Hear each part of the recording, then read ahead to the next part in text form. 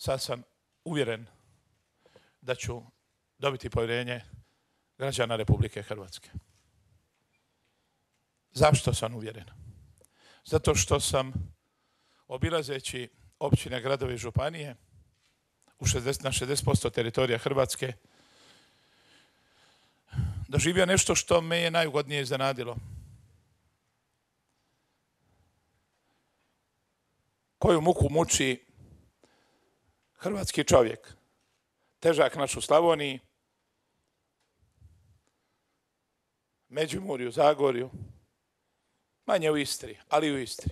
Taj običan čovjek. Koliko ima ponosa nacionalno, koliko ima strpljenja, koliko ima dostojanstva, a živi u teškim uvjetima. I sigurno, i više nego sam uvjeren, da ljudi žele samo jedno. Ljudi žele ne najljepšeg predsjednika, ne najboljeg govornika, jer ja to nisam, ni jedno ni drugo. Oni traže šljakara.